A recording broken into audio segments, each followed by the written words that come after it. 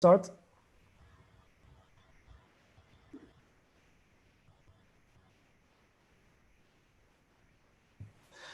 Okay, so we will today welcome everyone who's watching us on YouTube.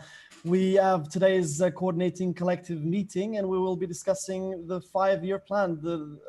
Well, basically the document that will kind of outlines some of the successes and also some of the failures of the past, and where we're going to be heading in the future as a proposal. So I'll give the floor to Yanis Varoufakis, who will be talking, and then also to the rest of the coordinating collective. Well, thank you very much, David. DiEM25 is completing almost 5 years since it was inaugurated at the wonderful Volksbühne Theater in Berlin. It was born from the ashes of what some of us call the Greek Spring, which had ignited the imagination of progressive Europeanists and allowed many of us to imagine another Europe, another feasible Europe across the continent. During our first 5 years, beginning with our inspiring, radical, prescient manifesto, which was presented at the Volksbühne Theater, and then later on with a very impressive, in my view at least, Green New Deal policy document, with which we ran in the European Parliament elections in May 2019, a Green New Deal for Europe that captured the spirit of the time and the need to press into the service of public goods the existing humongous quantity of money, of liquidity, which was doing nothing but harm. This combination of the manifesto and the Green New Deal was, in a sense, at least in my estimation, I keep saying that because some of you may disagree, within the progressives of Europe, the combination of our manifesto and this Green New Deal developed into something of a hegemonic narrative, amongst progressives at least. A narrative that can be summarized in the phrase, for the European Union against this European Union. And when I say hegemony, what I mean is that if you look at the Social Democrats, they were tired, they had no ideas. If you looked at the Greens, they never actually answered the question, where is the money coming from for the green transition? When they talked about taxing the rich, that was simply not persuasive enough. When it came to the European left, they were so divided amongst themselves between those who wanted to see the European Union dissolve and those who wanted to make it better, but without a Green New Deal behind it. So whenever we talked, and we talked to all these movements for a period of 3-4 years, we felt that our narrative, our documents, our manifesto and our Green New Deal were hegemonic. But we failed to convert this hegemony into a positive electoral result in the European Parliament elections of 2019. I think there were 3 reasons for this. Maybe there were more, but these are the 3 reasons which I have identified. So allow me to go through them. First, we underestimated the inertia of existing progressive parties. Their bureaucrats, party apparatchiks, were so glued to their positions and to rent-seeking behavior that even if they liked what we did and what we proposed, the Green New Deal, at the very last moment, they would cynically prefer political irrelevance while maintaining their positions to political relevance and create and being part of a transnational pan-European movement with something to say to people who were not adherents of those parties. The second reason was money, our meager resources.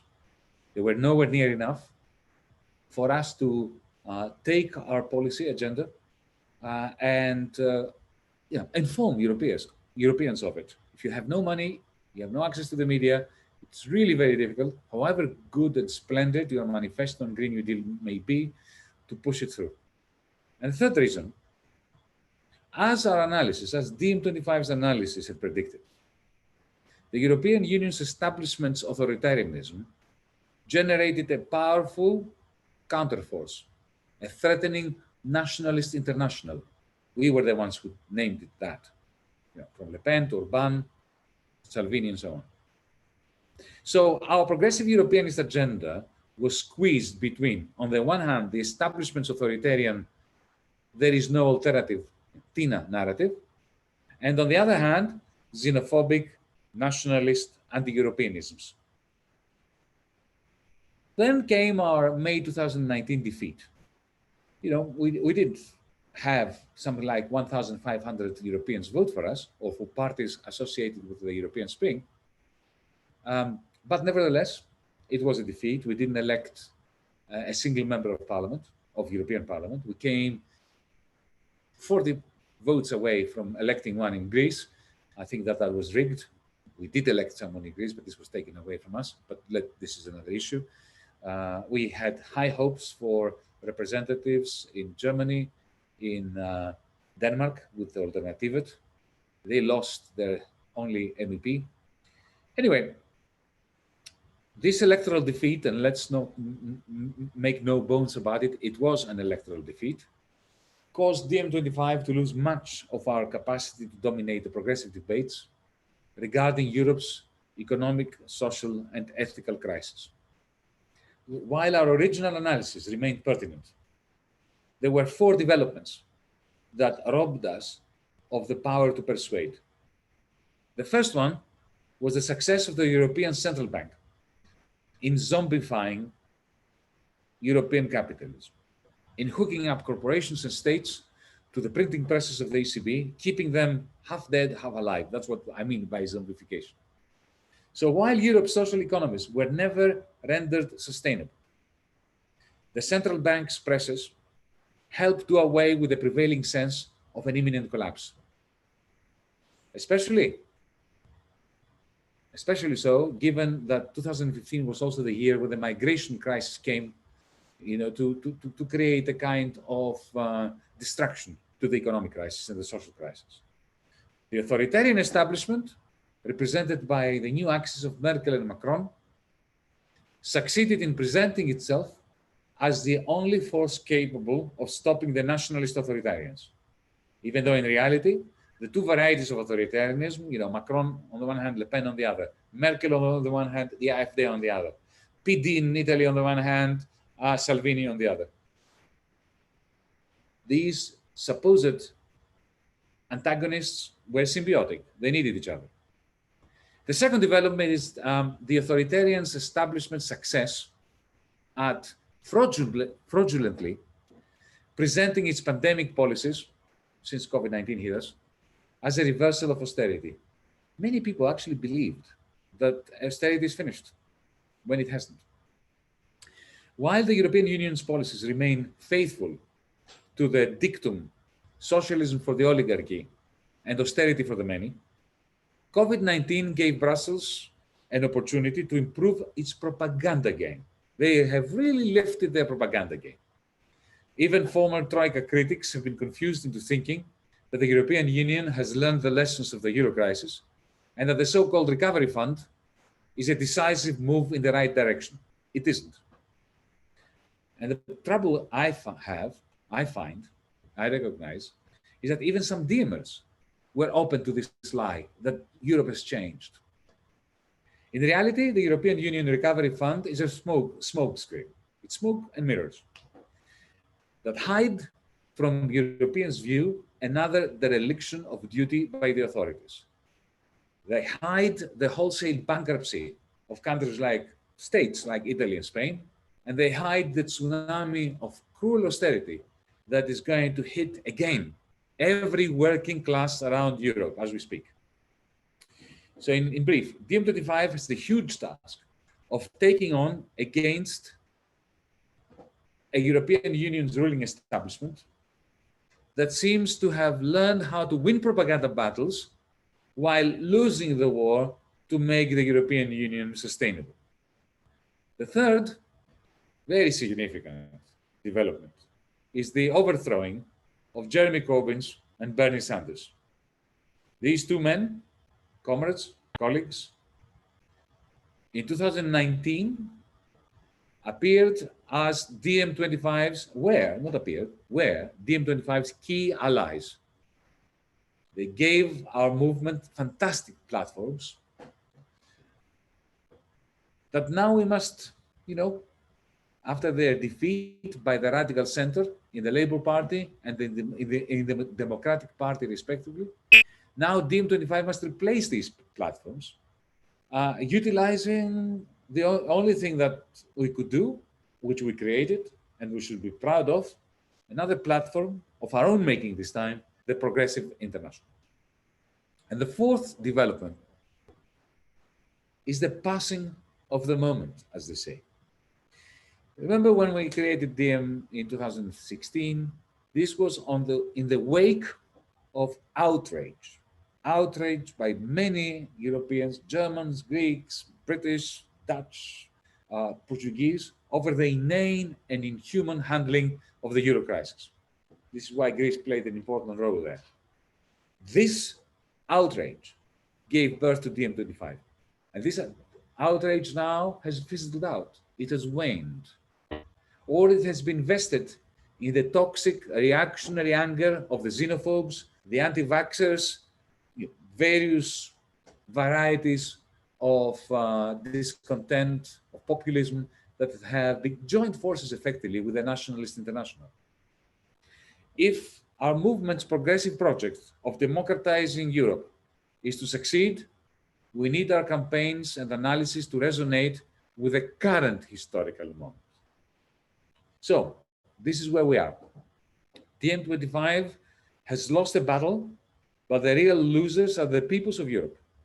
Our new task is to rebuild our message on behalf of the European working classes, the precariats, Europe's environment, and generally Europe's weakest of our people, who have no one else with the analysis and the dedication of DiEM25 to energize them and to fight on their behalf. In short, never before has European capitalism been more wounded and more ready to unleash a new way of stringent austerity upon populations injured by a decade of previous austerity packages. And we can further now by COVID-19's assault on their livelihood. Our analysis, DiEM25's analysis, has hitherto proved accurate. Now, surely is a time for DiEM25 to use our analysis as an instrument for empowering the majority whose disempowerment we had so accurately predicted. In next meetings, we should discuss particular directions in which we must travel in order to make this happen. We need a new manifesto, an updated manifesto. We need new manifestos for each one of our major countries in the European Union. We need to confront the establishment and the far right locally, making a difference at the grassroots level, while making sure that each one of our campaigns is supported by our transnational pan-European network. And we must make our organization tighter. We must be more extroverted. We must take the energy that DiEM25 packs and harness it on behalf of the people out there who don't give a damn about DiEM25, but who have so much to gain from DiEM25. Thank you. Thank you, Yanis, for that very eloquently put description of our current predicament and what we, as DiEM, should be doing about it. But let's start the discussion. I will open up the floor if you'd like to speak. I see that Simona, you have your hand up, so please take the floor. Yes, I will not be short this time.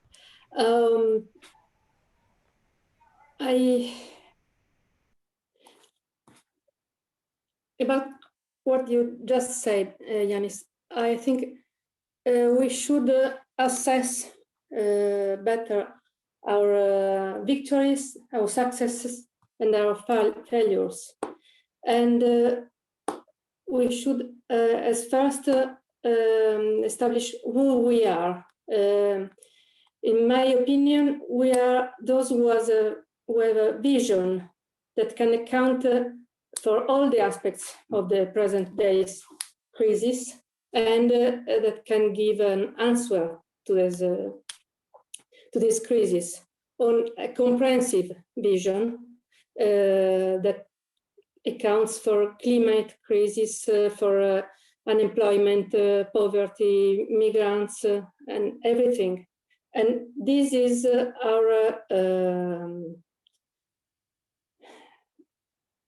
our treasure, how to say, and this is what we must to build on. We have the possibility and therefore the duty to unite progressives under this vision.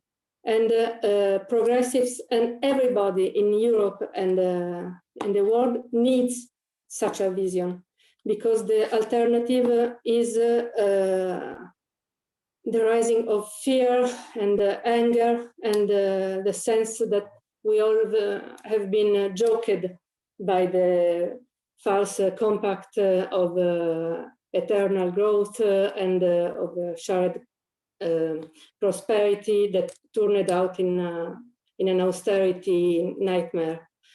So our failure is not on the side of vision and of even of adapting our programs to national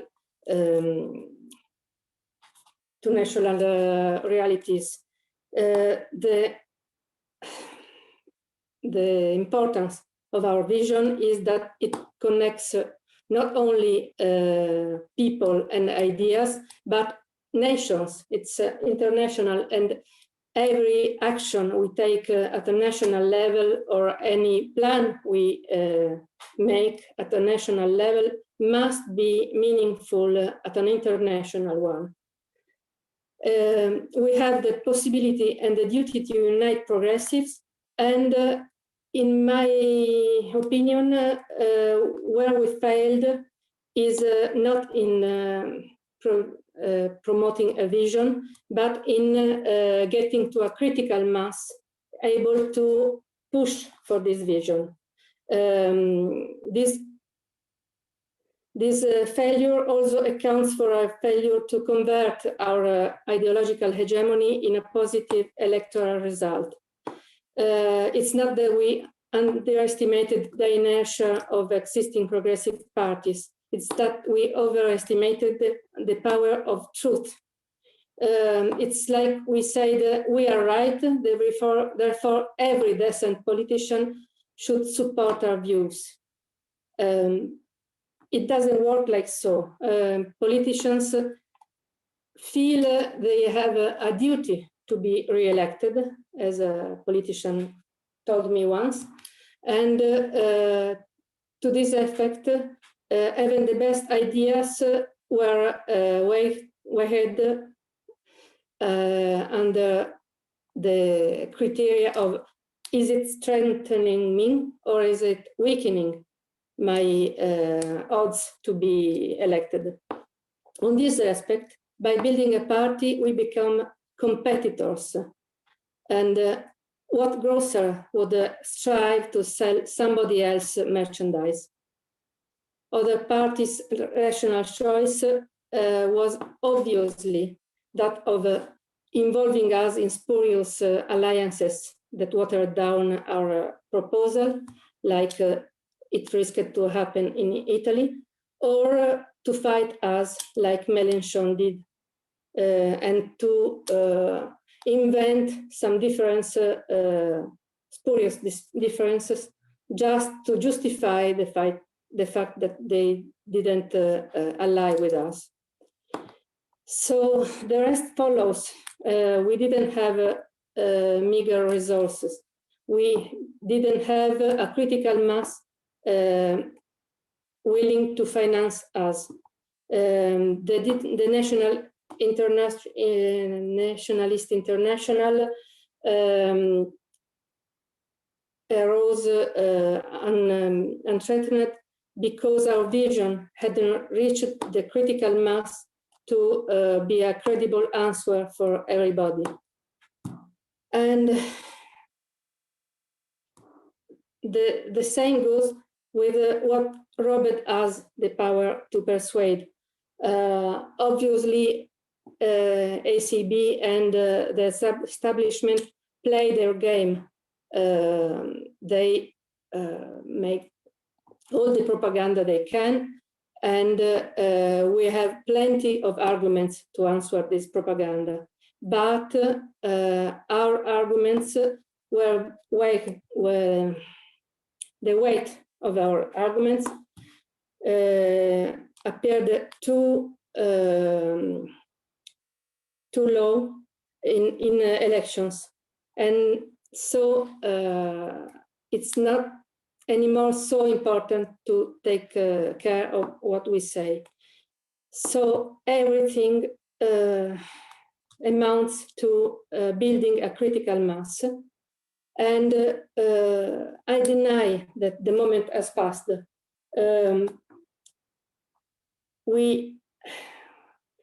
The moment is now, because it is now that the crisis will hit the stronger, and the anger and fear of people will skyrocket. This is the moment to provide an answer to this anger, and to provide hope, a way forward, something to fight for, and this is much important, the way to fight for it.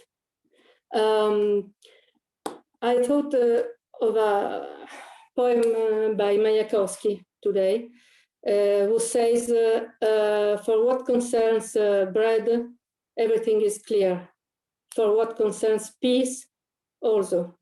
We have a vision. We can explain everything about bread and peace. But the crucial issue of the spring must be dealt with immediately. This is the most important.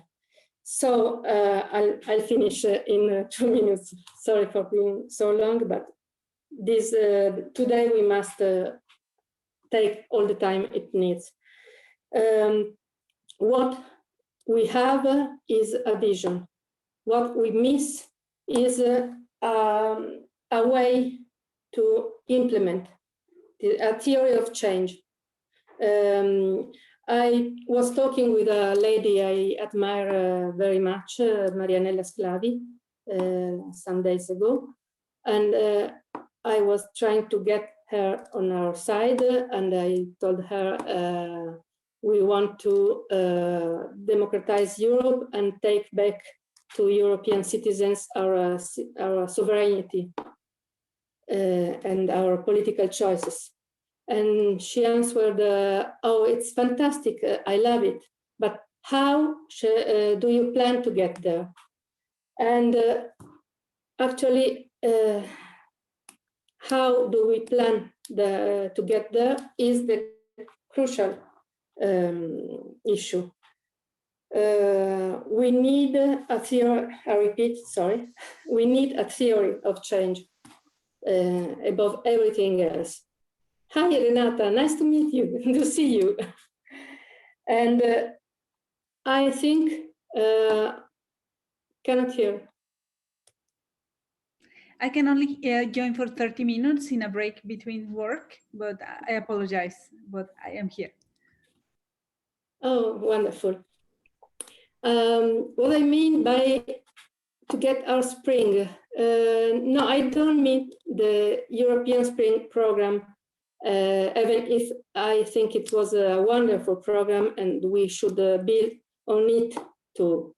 But, and I don't mean the Greek Spring and the Italian Spring of 2011, 12. I mean our next spring. I mean, how do we get to utopia? How we know what we want, we know what we suggest. How do we plan to get there? And what shall we tell people when they ask, okay, How do you get there?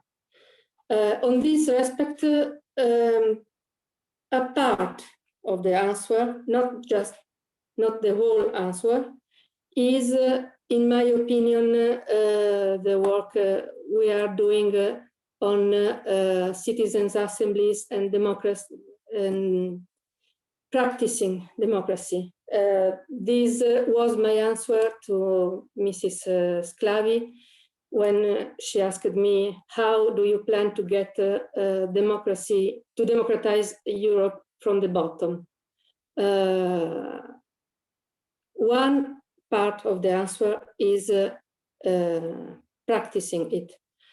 Another part of the answer is exactly the critical mass. I learned from Extinction Rebellion the theory that you get change, you compel politicians to change, to get a change, when 3.5% of people in a community really ask for it. So our goal in the next 5 years, and maybe earlier if we can, should be to get to this critical mass overall, and to practice what we want, and to make people experiment what we mean to get. Thank you, Simona, for that encouraging, forward-looking speech. I see that Judith has her hand up, so I will pass over to Judith. Please take the floor, and then we'll be over to Eric, who sat right next here to me. So Judith, please go ahead. Yeah, it seems that today everyone came prepared with speeches. It's a bit of a weird CC Zoom. I don't have a speech prepared, so I'm just going to comment on one aspect that came up several times now, and that is the idea that the moment has passed. Simona said it, Yanis said it. I don't believe it any more than Simona does, and that is because, for me, the very basic idea that DiEM has and that the others do not have is that of European solidarity. The idea that if something is happening in one country, the other countries should be there to support. And that idea has been proven wrong throughout this time. Of course, with the Greek Spring, we could see it, and with the migrant crisis that followed, and with climate change. I recall in 2018, 2019, people were aghast that the European Union is not showing more solidarity when it comes to climate change, acting together against this big threat to human life. And we must recall that 90% of climate change is caused either by the European Union or North America. So it's a big issue. Also, what we saw now in the coronavirus crisis, at the beginning, there was a problem to send medical supplies from one European country to the other. People were not letting the plane leave, or buying up supplies that were intended for the other countries. Again, we have the same kind of crisis. European countries simply are not cooperating, despite all this nice talk about there being solidarity in Europe. It's not happening. And the same will happen again. We will have another such and this was a big thing, especially in Italy. People are still sore that this happened, and the same with the European Rebuilding Fund. We will also see, maybe not everyone knows it now, but in the next months, in the next year, this understanding will develop that Europe has yet again fallen short when it comes to solidarity. And in some countries we have that sense already. In some countries we'll get it, but it will be a common theme, and nobody else is working on that. If you listen to the Greens, they're not saying that we're having a failure of solidarity. If you're listening to the Social Democrats, to the CDU, to the Liberals, even to the left, that is not their narrative. And I think that is exactly how we can say that we are in favor of Europe and against this Europe, because we want a different kind of Europe. Thank you, Judith. That's absolutely. I mean, the issues that are currently being seen all around Europe show more a kind of European disunion than the European Union in itself, and that's something that, of course, we have to be talking about in a constructive way. I'll pass over to Eric now, who sat over next to me for his intervention. Thanks, mate. Right, I agree with you, I think everybody does. The way it's meant is more that what gave birth to DiEM, that moment of indignation at the authoritarian way in which the European Union dealt with Greece. That indignation has been deflated, understandably, not because people think that it was right, not that people understand it any differently than they did back then, but simply because time has passed and it's not the topic right now. Sorry, my sense is exactly that because of these crises, because of Greece and every crisis that follow, including the coronavirus supplies, including the rebuilding fund and so on, is that there is an indignation in Europe. Before, in the 90s, in the early 2000s, everyone was like, more solidarity would be nice. But now there's indignation whenever solidarity doesn't happen.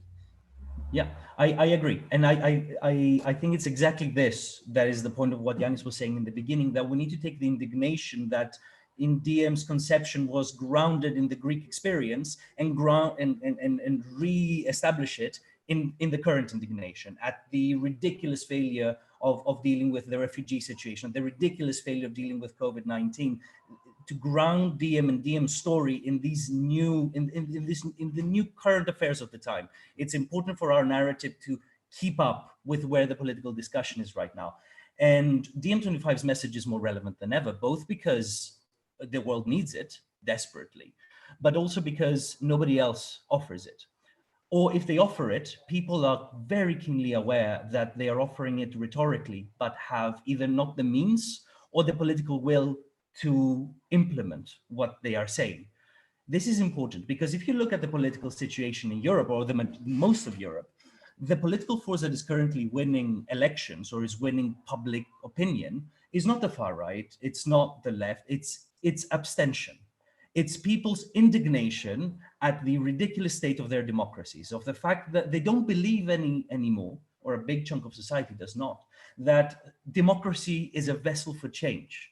And this is dangerous. It's not only dangerous for our ability as progressives to implement what we preach, it's dangerous for our society more generally, because when democracy is no longer believed in, the only people that win are the far right. It's only the extreme of the far right. And it's DiEM's political duty, both in terms of our program, but also in terms of the historical point we find ourselves in, to really offer people a genuine alternative. And we cannot do that by cooperating with the people that brought us here in the first place, or with the people who are willing to cooperate with the people who brought us here in the first place. The political establishment, whether they are on the left or on the right, are complicit for the situation that we find ourselves in. So if we are to inspire people and to capture their imagination, to reignite their belief in democracy and that we can offer genuine change, you cannot do that, especially when you don't have a strong identity of your own, like DiEM, because we're fairly new and so on. You cannot do that by associating yourself with organizations of the mainstream, whether they are NGOs or whether they are political parties. It's very important for DiEM to establish itself as a vehicle for change in and of itself. And then from that point, start discussing what we do with that political capital that we've created. I think that's incredibly important for us, for us to be on the same page about, both as a CC, but also with the membership, to have that conversation. Because if you are to inspire political belief in people in 2020, with everything that's going on, with where our democracies are right now, with how extreme the political situation, the political moment is, you need to do it through your political culture, through the way that you behave. You can't be just another political force like everybody else. You need to speak differently. You need to offer different solutions, and you need to inspire people that you mean what you say, because that is something that's missing currently. You do it through your policies and your message and what it is that you're offering. But you also do it with your moves and your communication and your conduct, and not associating yourself with the people that have driven citizens away from democracy in the first place. It is very important for DiEM to capture this and these people and to bring them back into the political arena. And you do that not by driving them back into democracy in general. I think we need to do that by bringing them to DiEM, getting them to believe in DiEM, and by creating a DiEM that can be a genuine vehicle for change, that they can believe in, that can represent them and will not let them down like everybody else has let them down. We need to be that change that we want to see, and not to put our hopes in the people that landed us in this hot mess in the first place. Thank you, Eric, for your intervention here, which is, I think, a good point on which to develop the discussion further. I see that Rosemary Rosemary, you have your hand up, so I will let you in now. Take the floor. Thank you. I don't have a speech, but I would like to respond to some of the things I've heard. First of all, we talk a lot about the basic idea of DiEM25 and about the rational vision of DiEM25. And I think that that's absolutely right, because I think these are strengths of ours. Unlike most of the members of the CC, I suspect, I don't think we did badly in the European elections. It's true to say that I had to watch everybody else killing themselves day in, day out, not getting places in the European Parliament. But I remember that we set off on that journey saying that we wanted to access platforms in the European elections that allow us to raise the profile of our vision. And I think that we achieved quite a lot in that regard, or at least I think the jury is out about what we did or didn't achieve. However, I think we do have to turn to this issue that Simona raised of critical mass. And I do remember one of the things that Srećko Horvat said after the elections was that he noticed that some of the more successful candidacies and campaigns happened in towns and cities where DiEM25 already had a presence on the ground. Now, you can't expect an emergent movement like ours to already have a massive presence on the ground everywhere. It would be ludicrous to expect that. But we have to take seriously this challenge of critical mass. The Labour Party had a wonderful manifesto. It had a huge membership, all gunning for a Corbyn success. And it still didn't manage to move into communities and win people to ideas. Well, why does that matter? I think it does come back to something Simona said about overestimating the power of the importance of truth. I think I'm not just saying that because as an open democracy editor, I'm very aware of the fake news world that we live in. I think it's because we really have to take seriously that it is the empowerment of people experiencing democracy for what it can do and what it can achieve that really builds a movement for change. All progressives are confronted by this dilemma that they have to do a two-step as opposed to the right. The first step is to make people really angry about what's going on around them. And the second step is to give hope.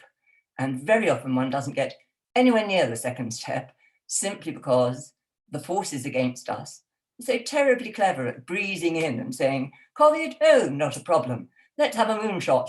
Let's just solve that the day after tomorrow. They're very, very good at getting people to think that getting Brexit done will actually get Brexit done. And we have a much more uphill struggle to convince people that there is something that can be done to be really transformative, which is what our vision is after. So I think we have to build the movement very strongly to go out into communities and out into our society. And it's that discussion that I want to be party to. Thank you, Rosemary. To take it back to the practicalities of how we're going to do it, I see that Johannes has his hand up. Johannes, please take the floor. So you expect me to tell you, okay. Thanks. I just wanted, I think I can build very well on what has been said already, especially about critical mass, because I think that's for sure true. We need to build our movement and to try to get there. What also is very important, and I can say that from my very personal experience, is that we need to build on the experience that we all already gained. I came into European elections rather late. I was asked to help the volunteer coordination for the German electoral wing back then. And it was about 2.5 months before the election date, where I came in and I saw that there needed to be done so much, so many things. And we didn't have money. We had a nice program for sure. We had that hope through our program. And it was astonishing how we were able to get people on board, signing up on our website all across Germany, and being able to have people on the ground, on the street. Though Germany is a 80 million people country, so we certainly failed in having a mass movement. And in retrospective, you can also say we should have started much earlier to get those people organized, train them, and make a difference in an election campaign on the street. And that is an experience that we gained, and I think we need to build on that. So continue the work. The first time you run in an election, you cannot do everything right. So you need to learn from that. And I think the same goes for the movement as whole, for all those people that have been active in our local groups all around Europe. All of them have gained a lot of experience already, and we need to convert that and build on that, and of course, get more people in. Thank you. Thank you, Johannes. And on that note, before I pass on to Patrizia, let me just say, if you're watching on YouTube, if you would like to join DiEM25, you can do so by going on diem25.org/join and be part of our pan-European internationalist effort. Now, Patrizia, please take the floor. Thanks. I will be very quick in order to allow all of us to take the floor. But let me just say three points. The first one is I would like to remind you that we still have, as DiEM25, a great asset, maybe the best one we could have. We have our transnational DNA. That means that we have a European crisis. We should be able to give a European answer, and the COVID-19 show us that very well. So we really are in the right direction. Now, to consideration, what I learned in the last months is that to change things, we should be inside the institution, not outside. So we should take care of this and try to understand how, as DiEM25, we can move on in that direction. And another point is that looking at the past, we should be able more to talk to the young people, because it's a pity that in DiEM25 there are no so young people as we should, it was supposed to be, I mean. And that are the points I would like to point out. Thanks. Thank you, Patrizia. Would anyone else like the floor from my colleagues over here in the DiEM25 Coordinating Collective? I don't see any hands up. So who is it going to be? Rosemary, there you are. Welcome back. Okay, I just wanted to add another point. I do think that, of course, it is our transnational politics that's our driver. But I think it's very important that we acknowledge that because of the rise of the right, it is national politics where we have to also be able to conduct our battles for democracy. And I think that it is very, very important Maybe, again, I'm looking at this very much from a Brexitized, benighted country, but it's very, very important, I think, that we have our analyses of how to advance democracies in each of our countries, because there is this national bent to the identity politics of people throughout Europe that I think we need to combat. And that means that we can't just surf over the top of these nations. Thank you very much, Rosemary. I believe that Yanis also had his hand up, and I forwent the opportunity to give him the floor. So Yanis. I'm happy to speak at the end when everybody else have had their say, because I'm taking notes as well. Perfect. Okay. Well, we've got two more people on the line here. So Jordi and then Claudia. Jordi, please take the floor. It's your. Hi. Thank you, David.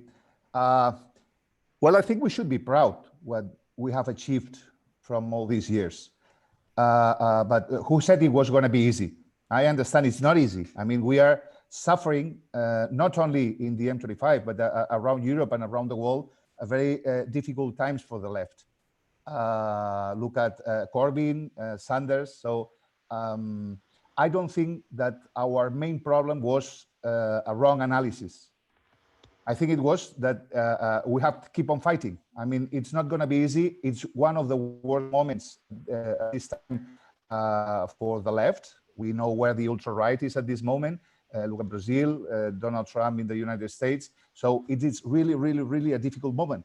And I think we're doing fine, especially on being a reference to many left movements. We are giving analysis and alternatives from the official right-wing analysis that seems that it's the only one that exists in the media, in the TV, and so on. So I think that our contribution at this moment is the importance of a transnational movement. I think we are reference on that in Europe at this moment. We have become also a reference with our Green New Deal for Europe. I think it's been quite a success.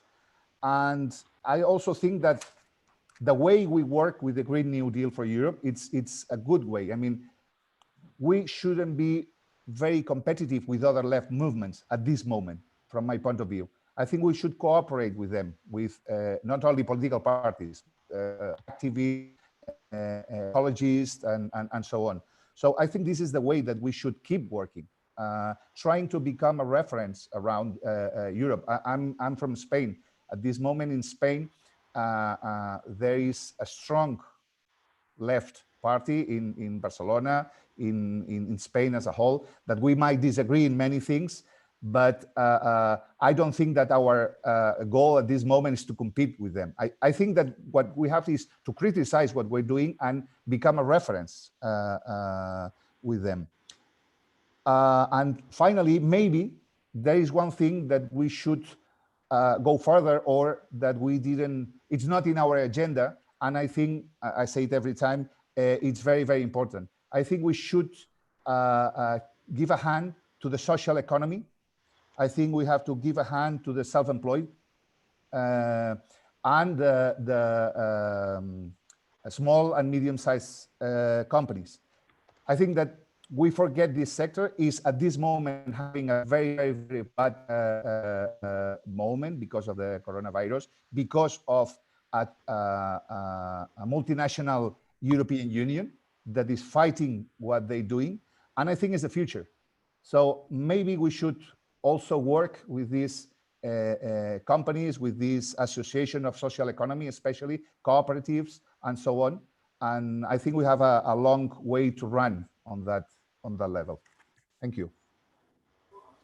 Thanks, Jordi, for your contribution. I see that Claudia has a hand up, and then Juliana. So Claudia, it's your turn. Yeah, thank you, Jordi. I really agree with you regarding the Green New Deal campaign, which is a great success. Also, I'm working on that Green New Deal for Berlin. So we have many groups working on local politics, and this is much more important than the national phrase, I think. For me, it's like thinking global or European and act local. That's what we have to think about much more, I guess. We were very strong in the electoral campaign in the big cities where many people were active, like in Berlin, for example, or Cologne, in the big cities where we have many people and activists. And therefore, I'm really in favor of what Simona and also Rosemary said, that we have to grow our movement also not only in cities, but also in smaller regions in the countryside. And when we have more people there, we are much more able to move things. And this is something I would really recommend to work on in the future, to strengthen the countryside as well, not only being in the big cities. Thank you, Claudia. I've got Juliana here, and then Eric would like to take the floor after, and then Simona. So Juliana. Yes. Hi, everyone. A lot has been said already, but I want to add just one thing. I think it's very important to look also at just the people and their struggles. So if we look at people, then I think the majority of Europeans is threatened to lose their job in the next few months or years, their businesses. And I think it's important for the movement to give them a voice, and then through the programs to give them options so they know that there is a way out. So I think that as far as the movement is concerned, the critical mass out there are simply, I think, a lot of poor people. If you look at what poor actually means, I think if you have debts as a family and you have no money left at the end of the month, for me, I think that's that you can consider to be poor, even if it doesn't look like this in the Western society. But I think those people need a voice, simply those who struggle, those who have businesses, artists, musicians. There are so many which will have really difficult times, and they are just waiting for, I think, a movement like DiEM to pick their problems up, because they're just, you know, where do you want to turn to? I mean, if you look at the political landscape, if you look at the debate that happened in the US just 2 days ago, it's just, I mean, it's logical why people don't believe in democracy anymore. So the only way, I think, to get them back is for them to see themselves in our movement and to see their voices, you know, together with our voices, so that they understand that we understand what the true problems are, and not so much, you know, into these abstract forms where we talk about politics and corporations. But I think that this is not really interesting for people who want solidarity in Europe. Thank you very much, Juliana. Couldn't agree more on that. But if I'm not going to take the time here, I'm going to pass on to Eric, and then Simona will speak afterwards. Yeah, I really agree with Juliana, and largely she took some of the words out of my mouth. I completely agree. And I think it's important for us to mention, and for example, Patrizia earlier said that one of our greatest assets is the transnational, sort of international culture and image of DiEM. And I agree with that on an ideological level. I also disagree on a practical level, because the greatest issue that the European project has faced, and we are part of that project in many ways, is that it hasn't managed to penetrate society as a topic. Nobody cares about Europe. You know, when you don't have job security, when you're not sure if you'll have food on the table at the end of the month, you don't care about transparency in Brussels, you know.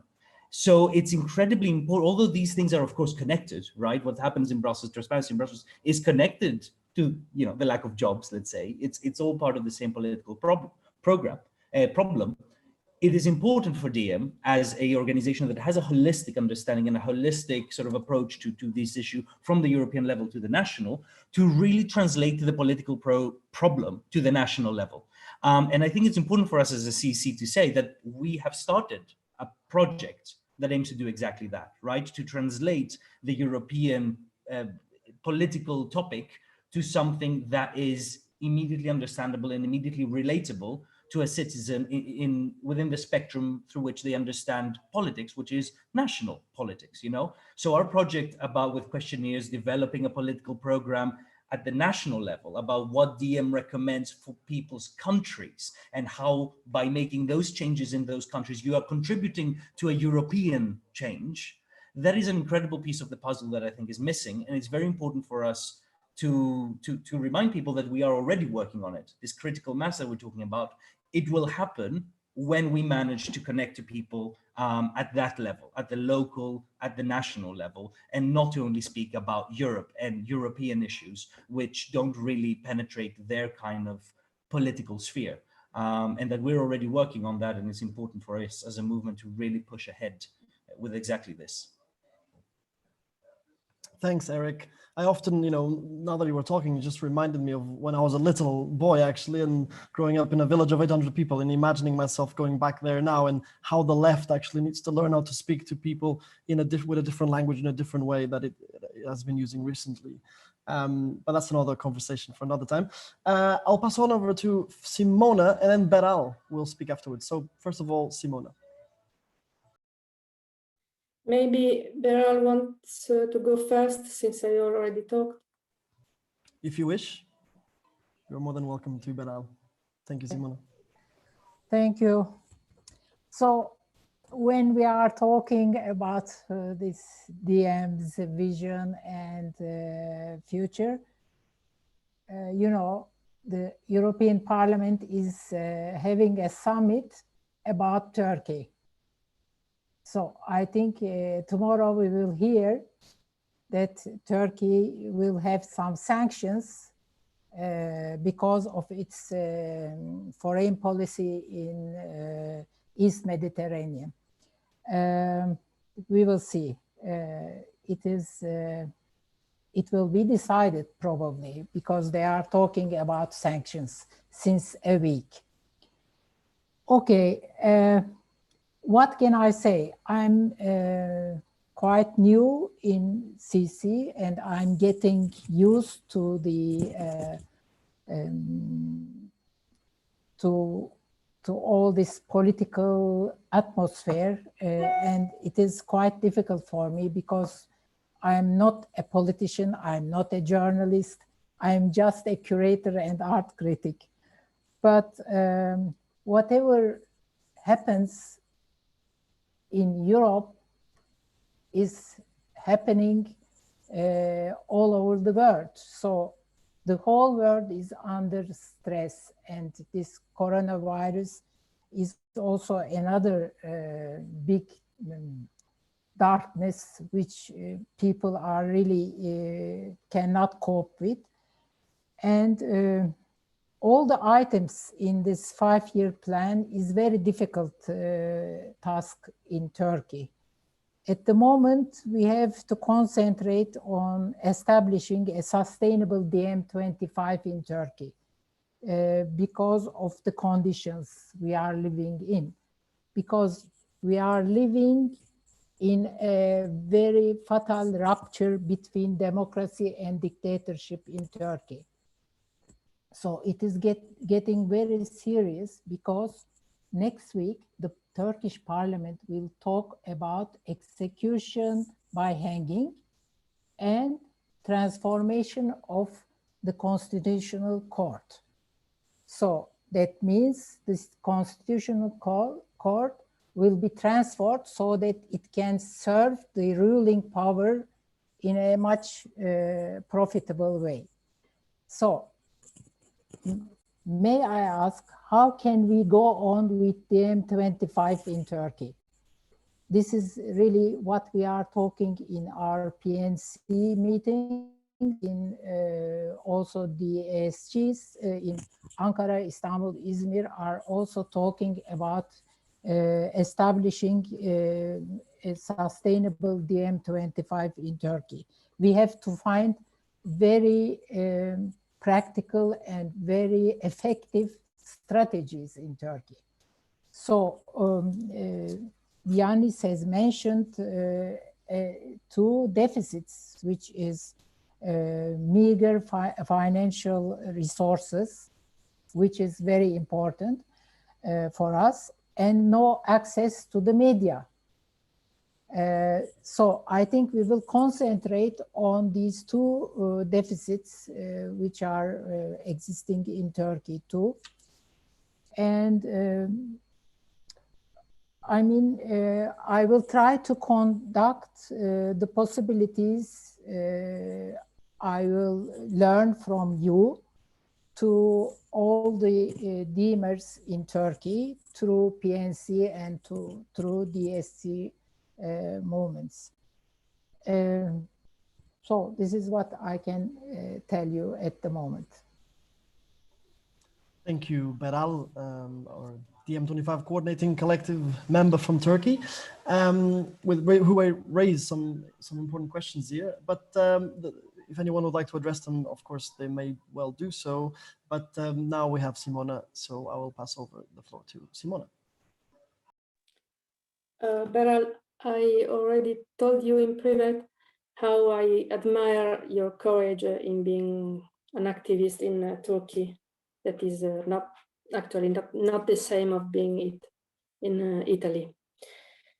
When I talked before, I forgot the third point of my proposal.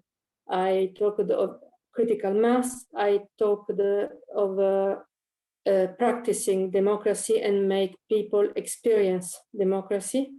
But I forgot, to talk of experiencing victories, small victories even, but we live in a time of apprehended impotence, powerlessness, and people is closed in its anger and fear because they cannot see a way forward. They cannot see a way it could change. We must show in practice that it can change. So the third thing we must do, in my opinion, is to campaign, and show people that you can win on some issues, on some significant issues that are meaningful toward our GNDA and toward our in the frame of our vision. And yes, it's very important to show that it is possible to win. And I think our idea of winning shouldn't be we get inside the institutions or we get elected. Yes, it shall come, but it shall come when we have won, not earlier. We will know that we will get into institutions and we will win elections when we'll have provided at least some victories in society, in real life of people. So yes, people who struggle for bread is the people we must talk to. Small, medium enterprises and cooperatives are the people we must talk to, but not through theory, not through explaining them what should happen. Instead, through showing them that they can have objectives that can be reached, showing them that they can win on something. So through campaigning.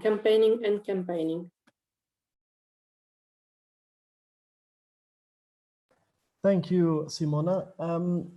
Patrizia, did you have your hand up as well or not? You didn't. Okay, good. I was just, you did? Yes, just okay. Very quickly, let me add something to what Eric just said. We should pay attention because the perception of Europe is changing, fortunately. I mean, of course, we have to translate our European policies at local, that means national levels. But for example, in Italy, one of the last European Council have been followed by thousand people, because as I just said, the perception is changed, and the idea that what in Europe can happen and can change our daily life is becoming more more interesting for everybody, and that's a victory for in my opinion, for a movement like ours. Okay, that's it. What I was. Thank you, Patrizia. Well, a lot has been said already, and I know earlier, Yanis, you said you were taking some notes, so perhaps you could respond to some of the matters that have been raised here. Thank you. Thanks, David. Well, can I start by saying that I'm very, very happy because after a long while, we're having a serious political conversation. We're not talking about the nitty-gritty, the organizational process-based stuff, which is all very important, of course, but it's so crucial to catch up with our political breadth and to try to, put our finger on the pulse of the, millions and billions out there who don't know about DiEM25, but who should. Beral asked a sobering question of all of us. She said, how can we go on in Turkey when we are facing totalitarianism? Well, it's not just a question, Beral, of money and access to media. We have this problem. We have this problem everywhere. We're not a rich movement, and the media don't play us unless it is for all their own reasons, or they want me on the show because I push the ratings up occasionally. But the experience of our Turkish comrades is one that is a double-edged sword. Firstly, because we need to support them. We need to support you, Beral, in every way we can. But it's a double-edged sword because at the same time, we, the rest of us, are moving in the direction of a totalitarianism in the European Union. Simona, I'm going to address a number of points I heard one after the other, but in a way which I think has a kind of common thread. Simona and the rest of you, look, there is something romantic about fighting lost causes, but it's a kind of romanticism that we don't care for. We're not in this for romantic reasons. Maybe we are romantics, but we want to win. We always wanted to win. From day one, we wanted to win. From day one, we desperately struggled. Simona, with your question, what is our theory of change? How do we bring change about? And we had some very good answers, I believe. And we really, it's not the first time we're thinking about a theory of change. We've been thinking about it from day zero, I should say. But let's make it clear. We're here to win. We're not interested in becoming insiders, Patrizia. We want to win in order to break down the walls separating the insiders from the outsiders, the powerful from the powerless, us from them, and so on and so forth. What theory of change did we begin with? Because there was a theory of change, Simon. The theory of change was that DiEM will be a movement. I'm talking about February 2016. It will be a movement that is a kind of infrastructure for other movements and parties and so on. I'm reminding Jordi of that as well. Of course, it was our dream, Jordi, to work with Podemos, with Barcelona Comú, with all sorts of movements in Italy, with mayors, with green ecological organizations and so on. But what we wanted to do, what would we bring to them? We would bring what Patrizia mentioned, and Eric mentioned, and others mentioned, our transnational DNA, as Patrizia put it. We would bring to them our determination due to our transnationality, to create one program for the whole of Europe, one progressive agenda for everyone. And when we started the Green New Deal for Europe, I remember I was writing letters to everyone. I wrote letters to Podemos.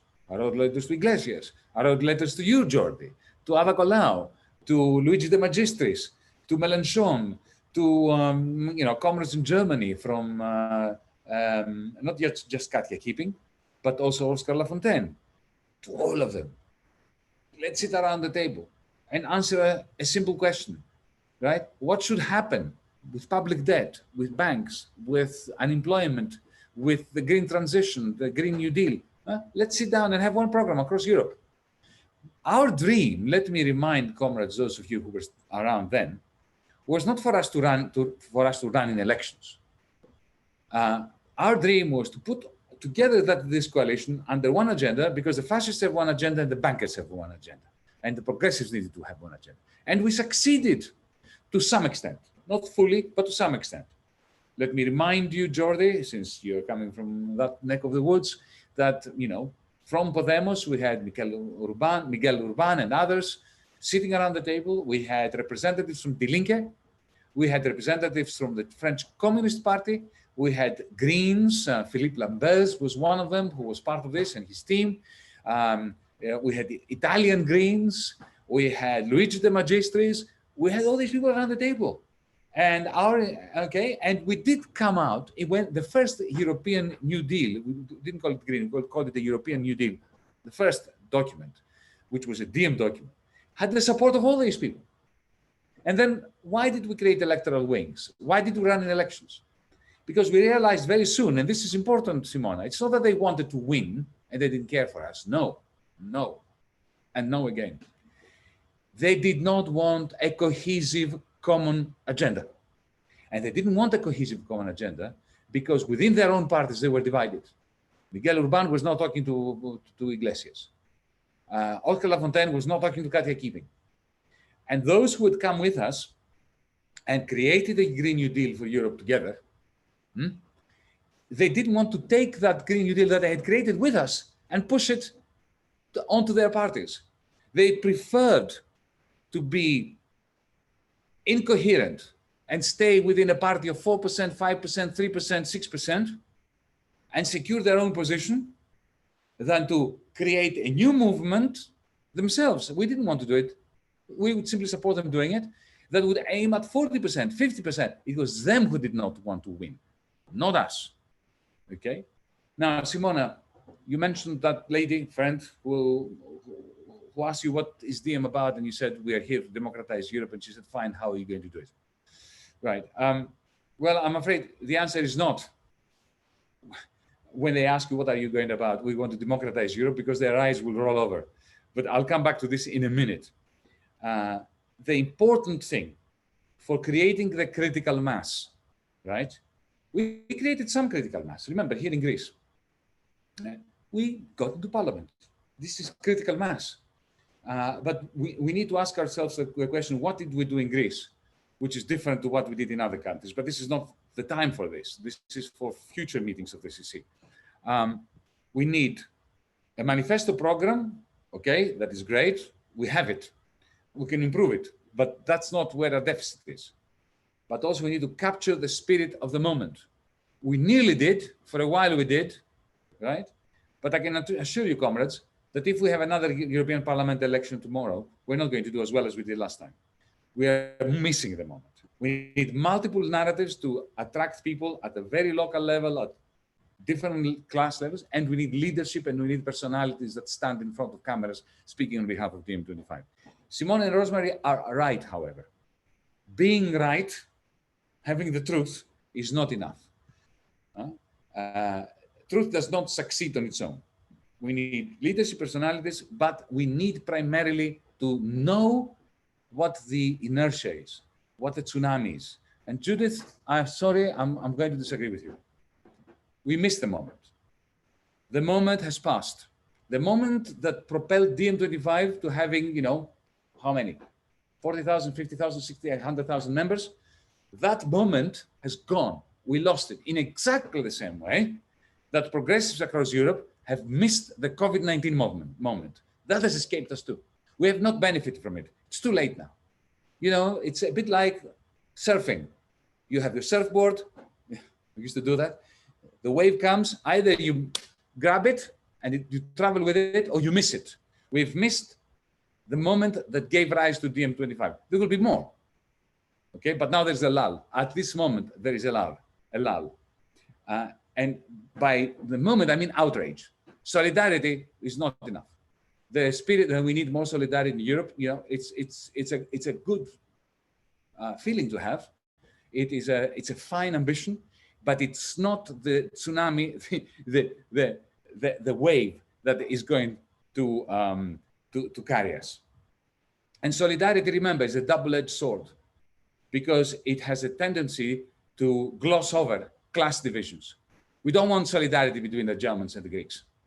We want solidarity between the German working class, the German poor, the German young, and the equivalent Greeks. And we want zero solidarity to the Greek oligarchs. We do not want German solidarity for the Greek oligarchs. They already have enough of it. So, you know, let's be clear about solidarity. Solidarity is necessary, but not sufficient.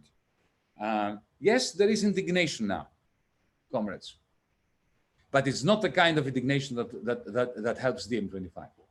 Either there's an indignation that fuels the ultra-right, or there's indignation that fuels Extinction Rebellion. The difficulty is to take the extinction, the power, the energy of those who channel it into Extinction Rebellion and turn it into a programmatic political party-like or movement energy that has capacity not just to slash and burn, not just to go out there and demonstrate, right? But also to be able to articulate a position in front of a camera that will say, that will make somebody who voted for Merkel last time to say, these guys, they have a point, I'll vote for them. What they are proposing seems to be right. It is this combination. And let me finish with something that really deeply worries me, and something that I don't think we have thought long and hard enough about. Hannah Arendt, in 1951, in her book on totalitarianism, isolated an important component, factor, feeding into totalitarianism, into fascism, and so on: loneliness. I remember in Greece, on the 3rd of July 2015, in Syntagma Square, when we had hundreds of thousands of people, that in the end begot the 62% of the Ochi vote, the no vote. Do you know what I have retained from that moment? The moment of the end of loneliness. That all those people were out there, and suddenly they were not lonely anymore. This loneliness came back with our defeat in the referendum. It is coming back with the end of the hegemonical narrative that DiEM had across Europe. And that loneliness now fuels the ultra-right. And Arendt said that the experience of not belonging to the world around you is the experience that feeds into totalitarianism. This is how the torturers and the killers are created. They are created based on a substance of loneliness. Simona is right. As I said before, you can't just tell people we're going to democratize Europe. They say, firstly, as Eric put it, who cares? I have a real serious problem surviving today. Why do I give a damn about what's happening in Brussels? And secondly, because even if they care, they don't believe that we can do it, that it is possible. So before we start talking to them about democratizing Europe, I think it is essential to talk about democratizing their own space, their own lives, bringing the demos into their own personal space, into their neighborhood, into their city, into their region. This is why Rosemary is right. Unless we have a narrative on what we should do in the United Kingdom, in England, in Scotland, in Italy, in Calabria, in regions and nation states, we're never going to make it through. But I want to finish by stressing the importance that I think we should, amongst ourselves, at least. I'm not saying that we should put it out in our manifesto or anything like that. Loneliness and indignity as we speak walk the streets of our cities like citizens, spreading pessimism and fueling nationalism. it is important to understand that we missed the moment of 2015. It is important to understand that we missed the moment of 2020. It is important to understand that only a minority care about refugees as we speak. To make those who don't give a shit about refugees care, we have to speak to their own loneliness and to make them understand that hating refugees makes that loneliness deeper. How we combine this with a manifesto, a policy agenda, with organization in our cities, in our regions, in our countries, and across Europe that can make DiEM25 relevant and a winner, that is what we should be discussing in the next weeks. Today, what I wanted to do was to start the conversation going about what has happened so far and to identify, not to just say we need a theory of change, but to identify the theory of change we had. Initially, we were going to be a movement. When we realized that that movement was only being exploited by Die Linke, by Mélenchon, by Podemos, whenever they needed us, they wanted us to retweet something, to appear on stage with them, but the agenda was never going to change, never, by us collaborating with them, Jordi, never, right? Then we decided that our theory of change needs to change. We create electoral wings. We saw in Mera 25 that it is possible to win. But folks, make no mistake. The moment passed and we are trying to reignite it. Let me give you an example, and with this I end. 62% voted no in the referendum. We did a secret kind of opinion poll. If the same referendum happened today, 7% would vote no. We have missed the moment, not only in Greece, everywhere. We need to start afresh. The crisis is still there. The indignity is there. The anger is there. Good people who want to show solidarity with those who deserve it are there.